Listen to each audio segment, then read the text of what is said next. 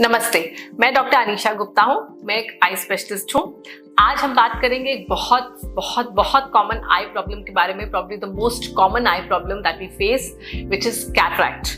Why it is the most common? Because cataract is mostly age related और as के साथ साथ most people do get it, किसी को जल्दी किसी को लेट, लेकिन ये एजिंग प्रोसेस है। जैसे बाल सफ़ेद होने हैं ऐसे ही आंख का लेंस में भी सफ़ेदी आती ही है और उसी को हम बोलते हैं सफ़ेद मोतियाबिंद। तो सबसे पहले तो क्या होता है कैटरैक्ट? हमारी जो आई बॉल होती है उसके अंदर भगवान ने हमें एक लेंस दिया होता है जो लाइट को फोकस करता है पीछे रेटिना के ऊपर। ये क्लियर लेंस होता है, साफ लेंस होता है शीशे जैसा, और लाइट अच्छे से अंदर जाती है और फोकस करती है। जैसे जैसे हमारी एज बढ़ती है इस लेंस में प्रोटीन्स होते हैं जो कि अपना टाइप चेंज करते हैं और उसकी वजह से उसमें सफ़ेदी बनने लग जाती है। ये जो सफ़ेदी बनती है इस लेंस के अंदर, उसी को हम सफ़ेद मोतियाबिंद या कैटरैक्ट कहते हैं। किसमें होता है सफेद मोतियाबिंद? सफेद मोतियाबिंद किसी को भी हो सकता है। जैसा मैंने बताया, most of the times it is age related, age के साथ साथ आता है। पहले ये एज 50 साल के ऊपर थी, अब 40 तक आ गई है। इवन 35 के बाद देखा गया कि कैटरैक्ट काफी लोगों में बनने लग जाता है, शुरू हो जाता है। Probably the change in our eating habits and our exposure to the screens and blue light lifestyle, उस सब की वजह से हो सकता है कि जो एज है ये और आगे बढ़ती चली जा रही है हमारी तरफ। यंग लोगों को भी होने लग रहा है cataract, but mostly yes it is age related. The cause that was always speculated was ageing due to UV rays या ब्लू रेज, जो सूरज की रोशनी होती है उसकी वजह से लेंस में डैमेज होता है, जिसकी वजह से ये होता है। किन लोगों में जल्दी आ सकता है कैटरैक्ट उम्र से पहले? अगर कोई बहुत यंग इंसान में कैटरैक्ट है तो हमें 2-3 चीजों का ध्यान रखना पड़ता है। एक तो डायबिटीज जिन लोगों को होती है उनमें कैटरैक्ट जल्दी बनने का रिस्क रहता है। साथ ही में जिन लोगों ने किसी भी वजह से लंबे समय के लिए स्टीरॉयड खाए होते हैं या आंखों में डाले होते हैं, उनको भी रिस्क रहता है सफेद मोतियाबिंद जल्दी बनने का। And then there are lot of conditions which cause inflammation in the eye, जिनको हम लोग यूवीआइटिस कहते हैं। यूवीआइटिस की वजह से भी सूजन जो बनती है आंख में, उसकी वजह से लेंस में सफेदी जल्दी बन जाती है। एंड अगर आपका कोई चोट लगी है या आंख का कोई ऑपरेशन हुआ है, चाहे कोई और ऑपरेशन हुआ है, उस सब की वजह से भी सफेद मोतियाबिंद थोड़ा जल्दी बन सकता है। सिम्टम क्या होते हैं सफेद मोतियाबिंद के?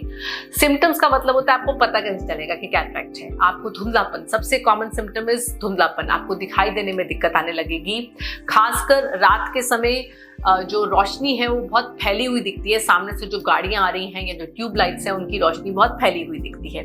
रोशनी चुभती भी है आंखों में। कुछ लोगों का नंबर जो है, जिंदगी में कभी चश्मा नहीं पहना होता है, उनको माइनस का नंबर आने लग जाता है। पास की रोशनी अच्छी हो जाती है लेकिन दूर की रोशनी कम होकर माइनस का नंबर आ जाता है। तो इन लोगों में माइनस का नंबर पहले शुरू में 1 नंबर, 2 नंबर, 3, 4, 5 बढ़ता चला जाता है। एक टाइम आता है कि नंबर के बावजूद भी सफाई नहीं आती है देखने में, and that is the time जब हम लोगों को ऑपरेशन प्लान करना ही पड़ता है। अदर देन दैट कुछ तरह के मोतियाबिंद होते हैं जिसमें आपको पास में रीडिंग में प्रॉब्लम आ सकती है। So most common symptom of cataract is this only. Cataract will not cause pain in the I, it will not cause any redness और हेडेक्स और watering in the I. So mostly सिर्फ धुंधलापन ही होता है जिससे कि मोतियाबिंद आपको तंग करता है। एंड यही इंडिकेशन भी होती है सर्जरी की। कब करना है इसका सर्जरी? बहुत लोगों को दिमाग में ये बात होती है कि कब ऑपरेशन करना चाहिए। तो मोतियाबिंद का ऑपरेशन का सही टाइम वही है जब वो आपको तंग कर रहा है, आपको परेशान कर रहा है। It might be as early, बिल्कुल स्टेज 1 पे अगर वो आपको देखने में दिक्कत दे रहा है या ड्राइविंग में दिक्कत दे रहा है, तो even at a vision of 6/6 आप सर्जरी करा सकते हैं। और अगर चल रहा है, आपको प्रॉब्लम नहीं हो रही है, then you can wait for few months और ईयर्स, जब तक आपके डॉक्टर आपको बताते हैं कि हाँ भी इंतजार कर सकते हैं, तो आप इंतजार कर सकते हैं। लेकिन हाँ, इंतजार करने का मतलब ये नहीं है कि पकने तक वेट करना है, क्योंकि आजकल पकने का इंतजार करना इंडिकेटेड नहीं होता है। वो भी क्यों है मैं आपको भी थोड़ी देर में बताऊंगी।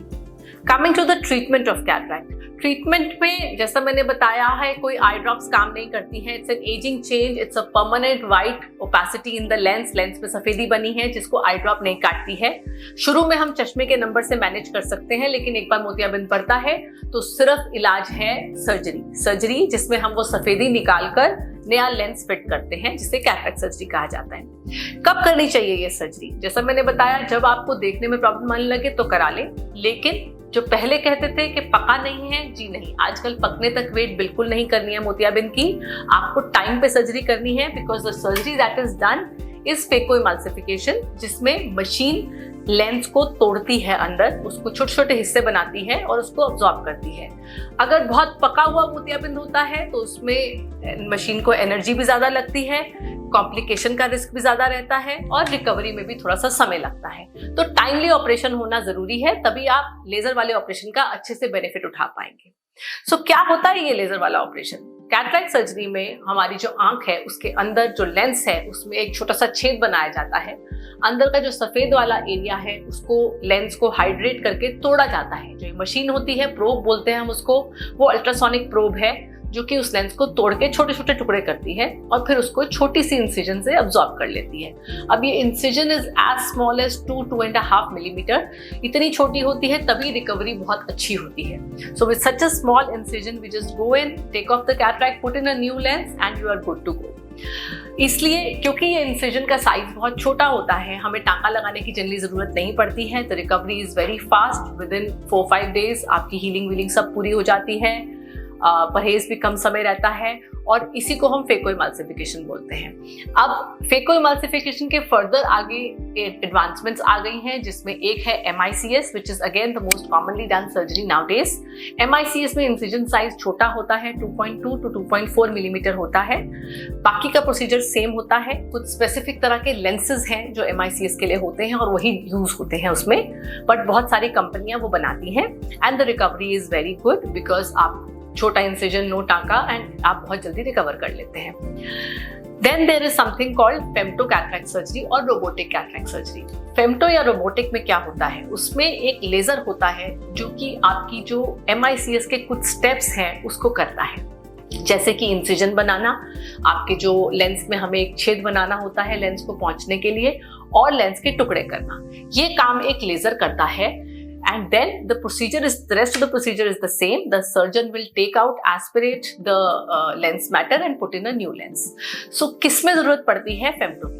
ये एक एडवांस प्रोसीजर है जिसमें स्पेसिफिक इंडिकेशंस होती हैं, जिनमें हमें लगता है कि सेंट्रेशन जो है हमारी रेक्सस की जो ओपनिंग बनानी है वो अच्छी होनी चाहिए है, या डिफिकल्ट केसेस हैं उनमें करने के लिए ये प्रोसीजर अच्छा रहता है।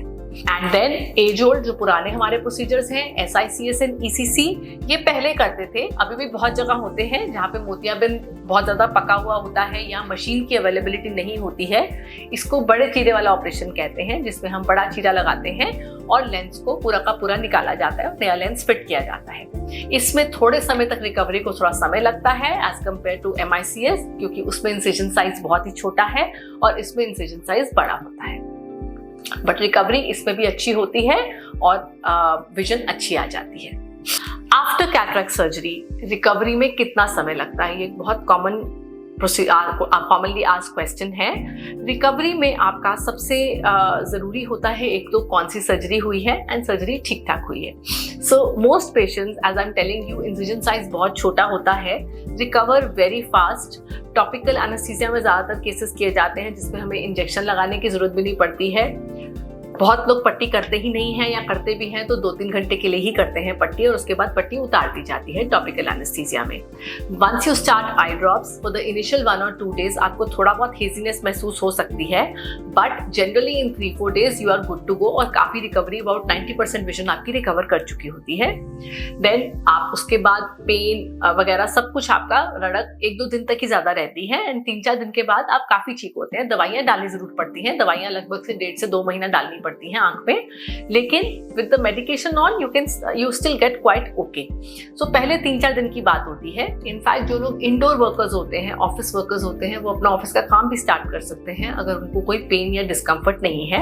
आउटडोर में यहाँ आपको ध्यान रखना पड़ेगा कि आंख में कुछ जाए नहीं, कोई धूल मिट्टी नहीं जाए, कोई पानी नहीं जाए। तो हफ्ता 10 दिन तक पानी का परहेज रखना होता है, आंखों को छूना नहीं होता है, और आंखों में कुछ ना जाए इसलिए एक चश्मा लगा के रखना पड़ता है, which can be a dark glass or it can be a transparent glass as well.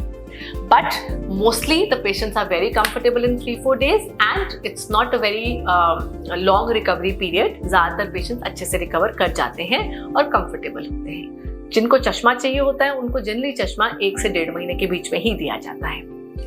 So cataract surgery is a very commonly done procedure, and if you have any queries regarding this, do message.